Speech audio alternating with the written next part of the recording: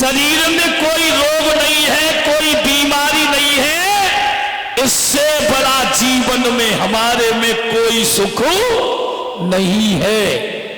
पहला सुख है घर में कितनी ही माया हो और शरीर में परेशानी है। कुछ कुछ लोग ऐसे होते हैं कि गांव में कथा हो रही है, भगवान ने उन्हें कथा सुनने का अवसर ही नहीं दिया है, वो कथा सुनी ही नहीं सक रहे, क्योंकि भगवान ने उनके दो स्पीकर बंदा कर दिए। दूसरी बात, भागवत हो रही है वो देख नहीं सक रहे, क्योंकि नेत्रहीन है। कथा हो रही है नगला रूपी में, पर भाव तक पहुंच नहीं पा रहे कि भगवान ने उन्हें जाने लायक छोड़ा ही नहीं। मगर सबसे श्रेष्ठ वो होता है, भागवत हो रही है, वहां पहुंच गए, पंडाल में गंदगी है तो झाड़ू लगा दिया, एकांत में बैठ गए भगवान की कथा सुन रहे। इससे बड़ा जीवन हमारा धन्य हो ही नहीं सकता। पहला सुख निरोगी काया, अब आता है सब तो बेड़ा पार। कैसे होगा? अच्छे कर्म करोगे तो अच्छा फल मिलेगा और बुरे कर्म करोगे तो बुरा ही फल मिलने वाला है।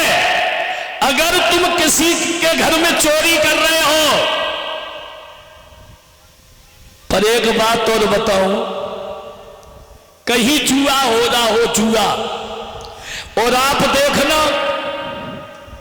जुआ खेलने वाले तो कम पकड़े जाते हैं, मगर जो वहां देखते हैं ना वो ज्यादा पकड़े जाते हैं जब पुलिस आ जाए। कोई अमृत का धन कमा के ला रहा है, उसे तो नरक भोगना ही भोगना है, मगर साथ में जो उसे खा रहा है, उसे यूज कर रहा है, वो भी दंड का भागी है, वो भी दंड का भागी है। भागवत वो अमृत है। अरे श्याम सुदारस जिसको पीना आ जाता है, और सुनो भाइयों उसको जीना आ जाता है। जिसके दिल में या मन में भक्ति जुड़ जाए ना, और जिस दिन वो भगवान की शरण में चला गया, तो ये संसार के रस फीके लगने लगेंगे, संसार के रस फीके लगने लगेंगे। क्यों? ये हमारे संत भगवान बैठे हुए, देखो कितने मस्त हैं? कपड़ा मिलेगा तो ठीक है, ना मिलेगा तो ठीक है। ये उस रस को पी लिया। कौन सा रस? भक्ति रूपी रस। और संसार के रस को, संसार के रस से बहुत दूर है, और जो संसार के रस में घुसा हुआ है,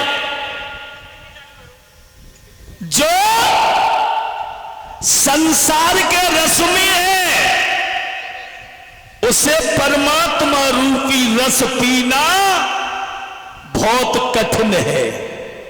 ये रस हर किसी को नहीं मिलता है। जिसने पिछले संस्कार अच्छे किए, कार्य अच्छे किए, वो ही रस पी सकता है। ये हमारे संत भगवान बैठे हुए हैं। जैसे ये संसारिक व्यक्ति में और भगवान के जो संत हैं, भक्त हैं, उनमें बस इतना ही फर्क है। चाहिए हमारे संत भूखों मर जाएं, और इनसे कहो चलो बाबा जी होटल में भोजन कर लो, जो मरे न जाएंगे। क्यों? कि जो वो भोजन बना है वो में शुद्ध नहीं है।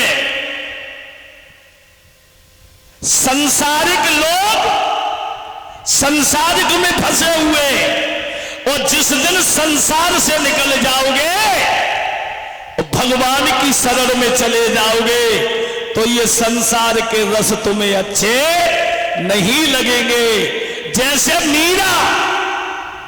मीरा ने चित्तौड़ का राज्य छोड़ दिया, कहीं और राणा मेरी वृंदावन ससुराल समाल राणा अपनी नगरी।